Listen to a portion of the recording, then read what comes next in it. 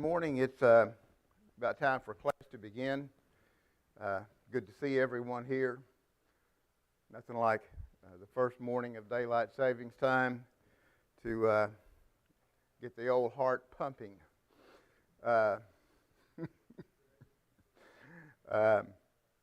We did have a rather lively discussion in our Wednesday class about a certain subject. Does anybody remember what that subject was? Drinking. And I will admit that I was caught a little bit off guard.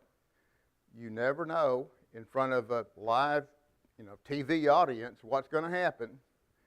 And so what I would like to say, if anyone wants more information about that, and especially as one of our students brought up, how do we address somebody when they bring up Bible verses that are not absolute, here's the line, don't cross it.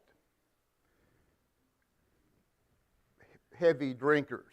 There's a proverb about being a heavy drinker. So, how do we look at that? How do we deal with that? And I'll be glad to, I'm not going to open the can of worms. Can of worms is closed, locked down, welded shut. But if anybody would like to discuss that with me personally, I'm a little bit more prepared right now than I was Wednesday.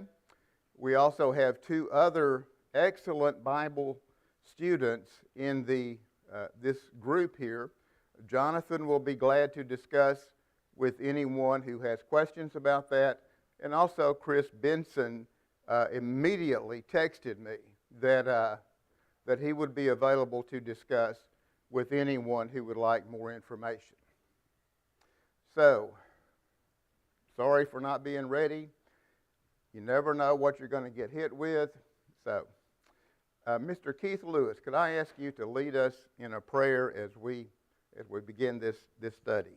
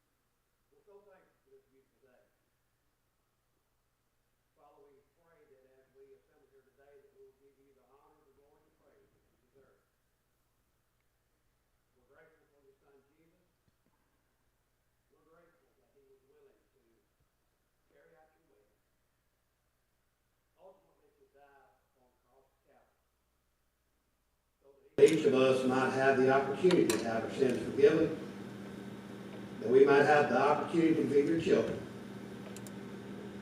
that we might have the opportunity as we quit the walks here on earth to obtain that home in heaven with you. Father, we're mindful of those less fortunate than we. We pray that your hands will be upon them, that you will be with the doctors that care for them, that they will make decisions that will help them to improve in their health through your will. Be with us through this class. Be with us through this day, through what life might be left for us. Pray that we'll live our lives in such a way that heaven will be our home, as we pray. In Christ's name, amen. Amen. Chuck, before we get into the lesson, I was doing some studying on gluttony. Gluttony, okay. Yes, we talked about that Wednesday night. And my point was, when I was thinking about this, is about Thanksgiving. I definitely don't think about Thanksgiving. Am I being a glutton on Thanksgiving? And so I started researching this, and gluttony is we're possessing you. It's a total, and it doesn't mean eating also. It means anything that is your top priority in life. So, yeah, I do overeat on Thanksgiving, but it's not my entire life. It's not dedicated to eating, you know what I'm saying, all the time. So, am I being a glutton on Thanksgiving? No, I'm just overeating. Gluttony is something that just possesses you almost. Okay, for those of you at home, Mr. Gailey brought up that gluttony is not necessarily about overeating. It can be, but it's about anything that takes us over, that becomes our goal and our obsession. So, yeah, it could be anything. It could be, it could be your smartphone. This ain't my smartphone, but yeah, I don't even bring mine in because when I do, I might get distracted by that, and the next thing you know, I'm looking at how to get into Cornell University. So, yeah, that happens. So, yeah, anything. It could be sports, it could be work, it could be, some particular hobby. I came close to gluttony this time. I like to work on old computers. And I've got a couple of old Windows XP computers that are perfectly good, except they're old and they're incompatible with any kind of software you can find. So I'm in the process of salvaging those two computers and documenting my steps so that I can do it in the future. And, I've sat there, I don't know how many hours, just waiting for it to update, download, update. Yeah, so luckily I've got a TV to watch while I'm doing that. Anyway, thank you all for coming. We are on lesson 6, which is about what? Friends. Okay. I do have 2 questions for the class. Let's see. 2 questions for the class. Let's see. I actually thought of 2 proverbs yesterday.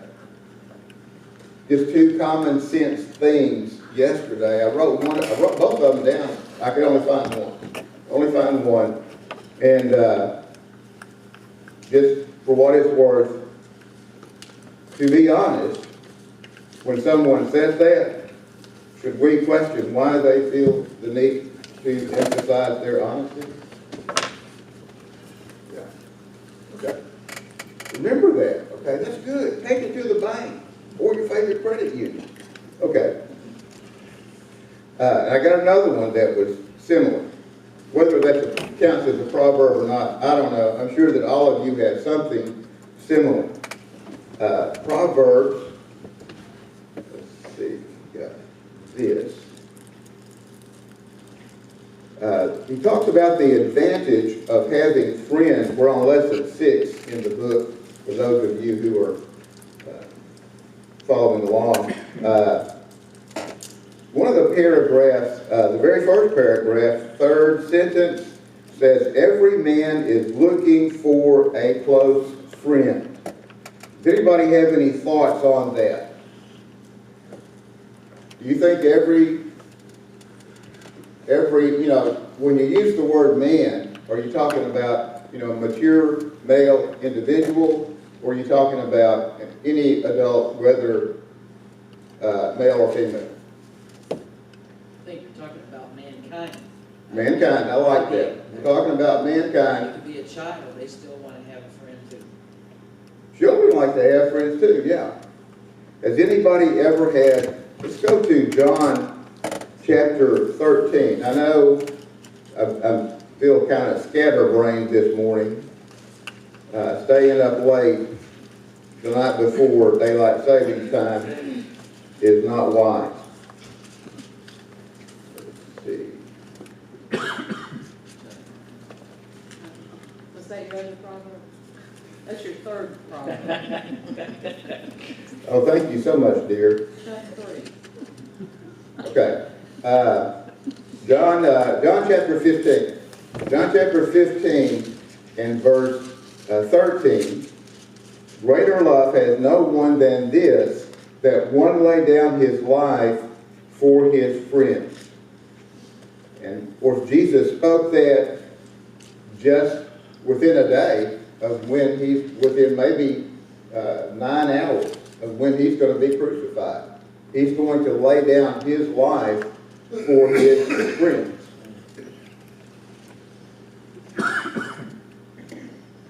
Has anybody ever had a friend they would lay down their life for?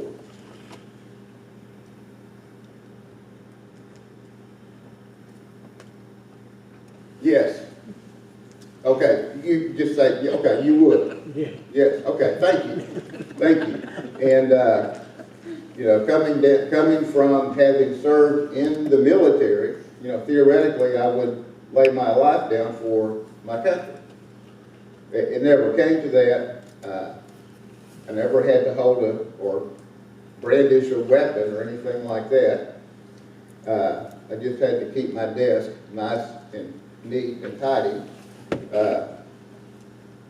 and do errands for all the other important people in the office. I was the office errand boy, but I was the key operator. We had a real fancy copy machine, and I was the key operator. That's when Xerox really made copy machines. Okay. And they were the top of the line. They were the top of the line. I may have had 2, possibly 3 individuals that I know that I might lay down my life for. And if we got caught in a bad neighborhood and the bad guys were I'm gonna shoot one of y'all, which one's it gonna be? I might hold up my hand. So, yeah. And I've had 2 just intensely close friendships in my life. 2 just incredibly close friendships in my life. I've had a lot of other more or less casual friends, some good people at church that I've been friends with, but I've had 2 incredibly close friends during my life, and I kind of like that. I kind of like that. I don't have a real close friend right now, but I've had the pleasure of having 2 close friends in the past. The lesson goes with, I said that it's not every man or not mankind is looking for a friend, but every decent and good person is. Every decent and good person wants to have a friend to go through life with. The advantage of having friends, they will love you at all times. Proverbs 17:17, a friend loves at all times, and a brother is born for adversity. Now, when I was growing up, and I hate to get too far off course, I know I've got too many stories bouncing around in my head this morning. My brother was quite a bit older than me. He is. He's 7 years older than me. And I was just a nuisance to him. I was just a mosquito that he wanted to get rid of. So we did not grow up having a close, brotherly friendship. We've since then, developed a closer relationship by spending time together. And we're going to get to that in a little bit more when we talk about having friends and how we maintain that good friendship relationship. Closer than a brother, there's a man of too many friends comes to ruin, but there is a friend who sticks closer than a brother. Does that remind you of anything from popular media not too many years ago? Keep your friends close. Remember that? Keep your friends close and your enemies closer. Okay, I know I watched too much. Was that a movie that came from? Yeah, when you were about this high, it was a movie. Oh, okay. Okay. All my life, I didn't know it was a movie. Rejoice, and they rejoice the heart, Proverbs 27, let's see, 9. Proverbs 27, 9. Oil and perfume make the heart glad. so a man's counsel is sweet to his friend. Do not forsake your own friend or your father's friend, and do not go to your brother's house in a day of your calamity. Better is a neighbor who is near than a brother far away. Has anybody ever had, talks about your father's friends? You know, again, I lost my father when I was about 12 years old, so I really don't know, and that's just when a young man like me needed a father. So, yeah, I didn't have one right then when I'm just getting big enough to really get into trouble. And I didn't have a father right there when I needed it. I did try to watch my friends' fathers to see how they acted, to pick up what I could from them. Has anybody, but my father's friends, when I come across anybody that knows my father, you know, it brings a special bond to me because they know the same man that I know. They might even know him better or closer because they got to spend more time with him perhaps than I did. And as far as I know, the last living person that actually knew my father has now passed away. So it's just my brother and I that are left that knew him. And sometimes I ask him to tell me things about my father, and he does. But anyway, we're all military family. My dad was career military. My brother was spent a 25-year career in the Navy, and I did my 4 years. And I knew the first full day by supper time. By supper time on that first day I was in the Navy, I said, I'm getting out. This ain't for me. I don't want to wind up like some of those guys. I knew I was getting out, and they could not talk me into staying longer. You know, we'll give you another stripe if you'll just sign up for 2 more years. Nope, no can do. Okay. I'm sorry for being so scatterbrained. I'm just bouncing all over the place. I know that. And y'all are such good friends to me because y'all can kind of put up with that, maybe take some of the good that I bring up, and maybe kind of overlook some of the distractions that I have. So thank you so much for being that kind of a friend. They support you in trouble. Now this goes to Ecclesiastes 4. Ecclesiastes 4. Who wrote Ecclesiastes? Solomon. Okay. And so I'm going to ask Jonathan, would you read in Ecclesiastes chapter 4, verses 9 through 12? 2 are better than 1 because they have a good reward for their labor. For if they fall, one will lift up his companion. But woe to him who is alone when he falls, for he has no one to help him up. Again, if 2 lie together, they will keep warm. But how can one be warm alone? Though one may be overpowered by another, 2 can withstand him, and a threefold cord is not quickly broken. Thank you. Yeah, they are there for our support when we're working, when we're going through life, when, you know, we're just experiencing life. And good things happen to us, bad things happen to us, and your friend is there to help you through all of this. And you're there to help him, him or her, you're there to help them when, you know, this pronoun business is just, I don't know, it's like a mixture that went into my brain and just went wild. Because when I say him or her, I'm thinking, wait a minute, it could be either way, and it could be a them or a they. So, you know, please understand that this new talking from this new age is driving me crazy, among a bunch of other things. But yeah, your friend will help you. A good friend will be there to support you, especially in times of trouble. You know, you want a friend there with you that's going to stick with you. And, you know, it's good to have that. It's good to have that. And we're gonna see, later that it's good to have a friend during the good times also. Your friend will rejoice with you. Your friend will rejoice. He'll be glad that you've been successful or had some particular fortune come your way, good fortune come your way. So, yeah, that's good. They sharpen the countenance. Proverbs 27 and verse 17. Iron sharpens iron, so one man sharpens another. What does that mean? Somebody tell me what you think about that. Because I kind of thought something different, but what do y'all think? I kind of think of that as the other side of the coin of evil companions, corrupted morals. So if you if that's the don't, this is the do. That's Right? good. You can surround yourself with people who you know are, I'll say believers.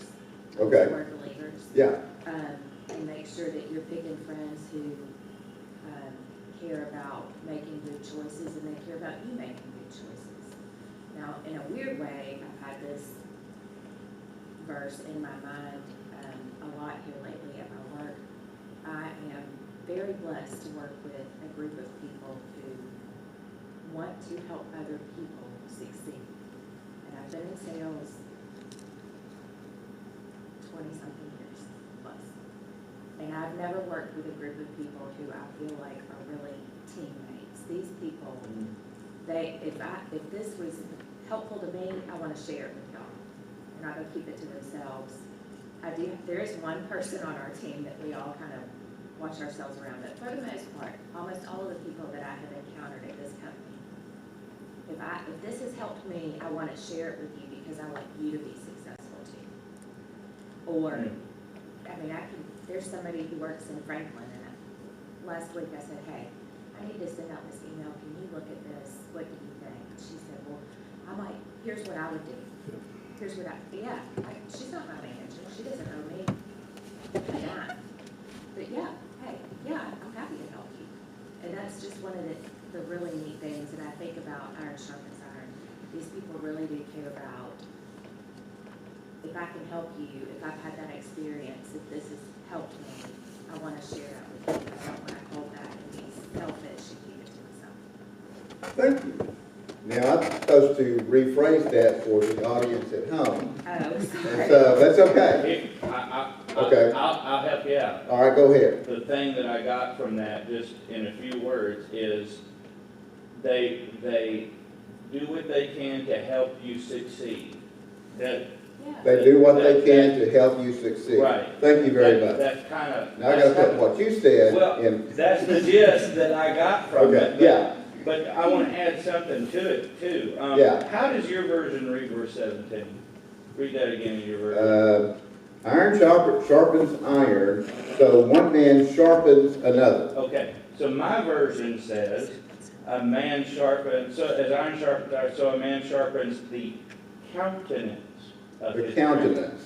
That's how I've always learned that verse, is that it's the sharpening the countenance. So I think about a person's countenance, and I think about whether or not they're confident or not in their work or in what they're doing. You know, they're either They sharpen your countenance is what yeah. the lesson book Yeah, there says on you go. number 5. There So, you go. Along with what she said, people that want to help you succeed, that will sharpen not only what you do, but it will sharpen your approach to that. You'll be more confident. You'll have a better countenance, I guess, towards what you're doing. You're more confident when you got the people behind you helping you to be better. Boy, that's good. That's good. I like that. You're more confident having a friend that is supporting you and wants you to succeed, encourages you to succeed. Now, when I see the word countenance, I think about the way you appear, your physical appearance. How do I appear to other people? And, I get kind of casual around my house sometimes. Yeah, And there was a recent incident that I'll be glad to tell you about privately, but has no place in the church auditorium, pulpit, whatever. But when I go outside, I want to look a little nicer. I want to look more appropriate. I want to, I want to present myself, well, as well as I can. Depends on the situation, but yeah. You don't go to the store in your jammies like some people. I don't go to the store in my jammies. Let me tell you, one time I swore, well, I didn't swear, I promised myself I would never wear shorts in public. I might wear them around the house, might wear them, around the yard, might wear them in the backyard. Shorts I would never wear in public. I would never leave my property wearing shorts.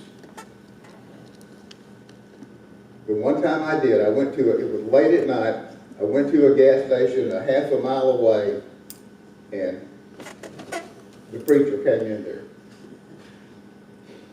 Of all the coincidences, because I mean, a long time ago, members of the church did not wear shorts anywhere, didn't wear them in public. We've changed a little bit over time, and we look beyond our clothing sometimes to what's more important in our lives, our character. That's more important than the length of your pants. Okay, sharpening the countenance. What friends will do for you. Let's see, can I do that?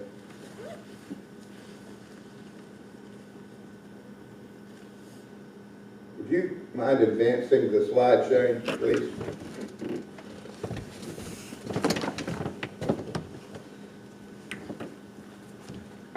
Did I advance it? Advance more?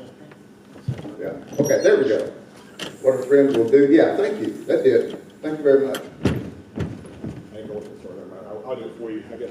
All right, well, thank you, that's wonderful. Go back one, what a friend will do for you, he will rebuke you. He will rebuke you. Proverbs 27, 5 and 6. Better is open rebuke than love that is concealed. Faithful are the wounds of a friend, but deceitful are the kisses of an enemy. Open rebuke. Do you ever have to rebuke a friend and tell them something that they've been doing that they need to stop doing? It's not easy to do, but if you know the friend well enough and you have that good of a relationship, you should be able to offer constructive criticism to your friend. Rebuke sounds a little bit on the harsh side to me. Rebuke sounds a little bit more harsh. I did look up the word. It's a strong reprimand. It's a warning. It's a restraint. It's to restrain. I think there's a difference between constructive criticism and rebuke. Rebuke is when they're flat out doing something that's bad, and you're like warning them to get them You need to from be a falling little off the bold. cliff. Be a little bold in that. Yeah. In that. Okay. I like that. Would you have a friend that you are close enough with that you can tell them, rebuke them, or they might rebuke you should you need it? Sometimes it stings a little bit, but as we were saying earlier, if you've got a good friendship, they want you to succeed. And part of that is making sure that you stay on the right path. Stay on the right path. And when you start to, drift off the path because maybe you're not paying attention, you've let something else capture your focus and your desires, somebody needs to nudge you back on the right path. And the longer it goes, the stronger the nudging might be. Yes, Mr. Nichols? Also, if you're that close to your friend, you know how to rebuke them and do things like that without crossing the line, Okay. kind of how to approach them, the angles and such that you could do it with if you're close enough to it. Would you rebuke me when if I've done, well, when I do something wrong? And I think you would have a good approach to it. And I think if anybody needs to rebuke me, go see Billy and he can rebuke me, because I got a lot of respect for that man. I really do. I got a lot of respect for his people skills, the way he's very conscious about the way he interacts with other people. I really appreciate that. I want to be just like Billy when I grow up. So, yeah, you got to be careful, because you don't want to destroy the friendship. You want to help the person get back on the right path. Yeah. Yes. To your point about constructive criticism, I think that would go in more the category of the iron sharpening iron. Iron sharpening iron. Yeah. Yes. Because sometimes Yes. there's some positive and some negative. There's some things. friction going on when iron Yeah. sharpens iron. Right, you're right, yeah, there you go. At least I've heard. I don't know that much about it. I mean, I've seen people that sharpen hose with an old-fashioned file, Yeah, and Bart. that's iron sharpening iron. I never could make a spark doing that, and it looked like I was going to hurt myself, so I quit. So, yeah. Thank you very much for your participation. I know that, like I said, I'm kind of bouncing all over the place. They will show you pity in Job chapter 6. Chuck, Yes. I was going to say, here's another proverb for us. It's Oh, she can rebuke me. If you don't want to talk to Billy, talk to Miss Janet. She'll No, make sure. I'm gonna make an appointment with Billy later. Y'all heard it. It's easier, here's a proverb, okay? Here's Janet's proverb. I think it's easier to stay out of trouble than to get out of trouble. And so if you see your friend doing destructive behavior, and you see where it's going, because you're a little wiser than they are, then I think that, you owe it to them to tell them, I've given you a rope and you're gonna hang yourself. I mean, you know where you're going with this. These behaviors are taking you in the wrong direction. And I think we have that responsibility, not just with our friends, but with, anybody we come in contact with, whether it's in the church, our neighbors, somebody at work, whoever we might know. What did Ezekiel say about that? I want to say it's chapter 18. I could be wrong. He said there's a watchman. Yeah. There's a watchman that's looking out across the landscape from a good position, and he's looking for trouble. And when he sees trouble coming, he's got to sound the alarm that someone's coming, and it could be trouble. Let's get ready to deal with the trouble that's approaching. He's done his job. Now, whether or not the city prepares itself for whatever trouble might come its way, he's done his job. If they don't prepare, that's on them. But he sent out the warning as he should. Yeah. Tell me that's in Ezekiel. Yeah, it is in Ezekiel, I don't know what, it's 18 sounds. 18 right. sounds about right. Okay. Now, if the watchman does not sound the warning, woe be to him. He has failed in his job, and he has, allowed his friends, his city, perhaps to become attacked, and he had the opportunity and didn't do that. Now let's take it down to a personal level. As my wife Janet spoke, if we see a friend headed for trouble, it's our duty to warn them and say, hey, you're starting to get into trouble, and it's going to be a mess trying to get out of it when it does go down. Yeah. Ezekiel 3. Ezekiel 3. Ezekiel 3. That's even better. Ezekiel 3. Y'all read that. It's about the watchman, and it's like God is telling us what prophets are doing. Prophets were trying to warn them of things that were going to happen if they didn't want to straighten up. And yet, so many times they were ignored, and But the prophet did his job when he sent the warning from God. When he sent the warning from God. The friend will show pity. This is in Job chapter 6 and verse 14.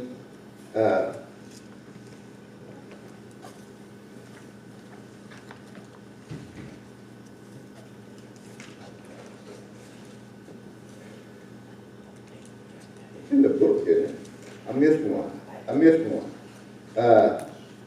To him who is afflicted, kindness should be shown by his friend.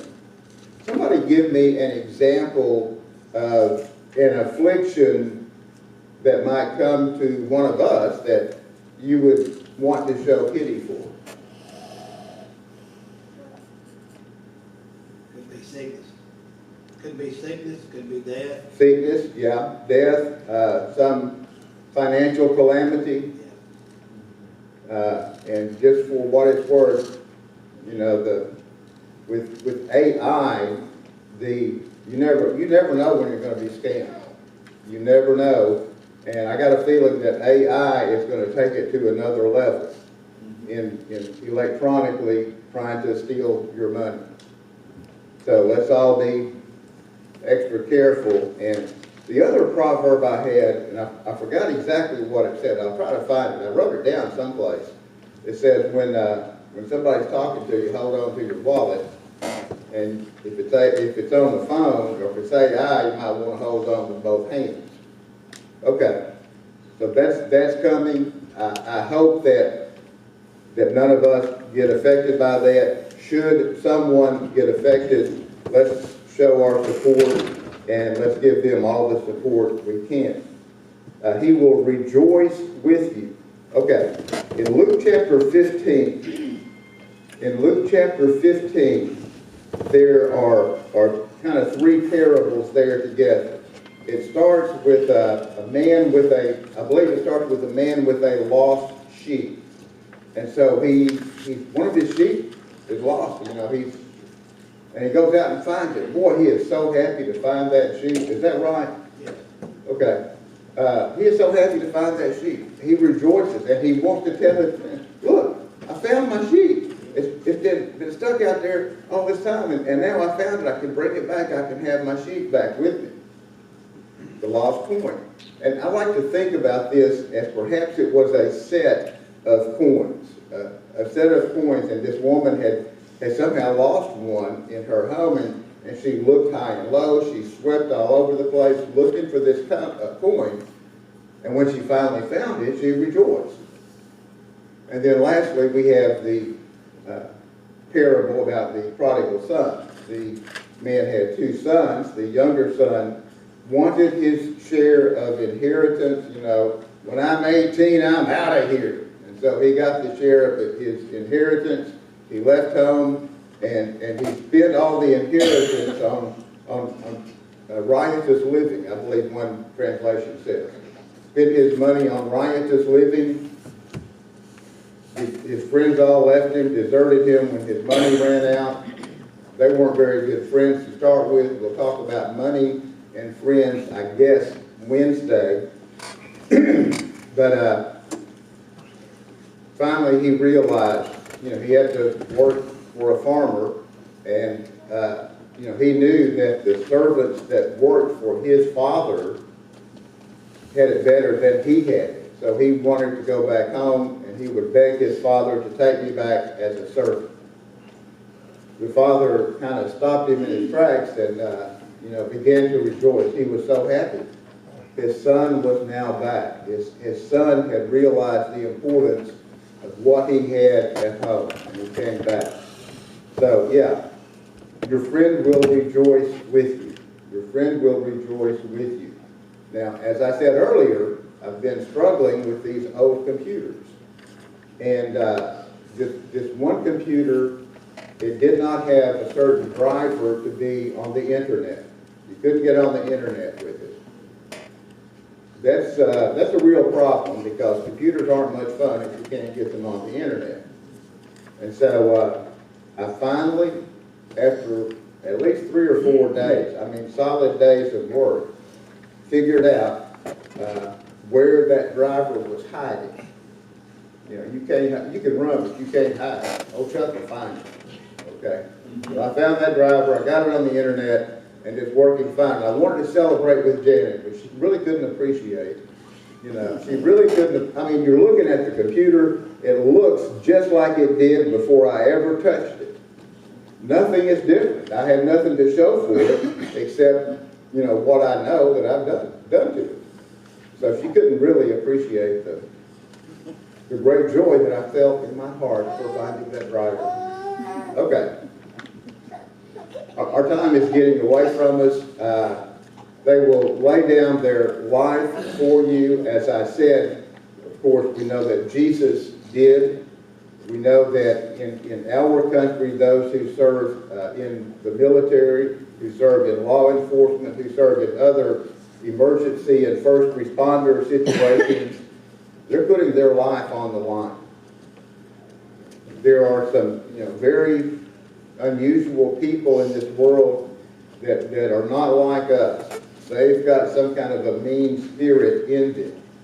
And so when a law officer in particular, you know, approaches someone, they've got to be especially careful because they don't know what that other person has in mind. Yes?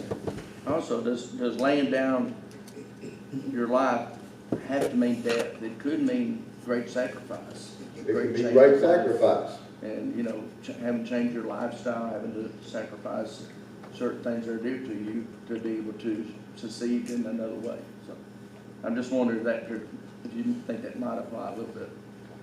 Yeah. Oh, yeah. They would be willing to sacrifice for you. I wonder if there's a good electrical example you could come up with about, you know, what you would do for somebody else electrically. Think about that and have something for us on Wednesday. Again, I do appreciate your attention. We'll move on through the lesson on Wednesday. Spend some time with the questions and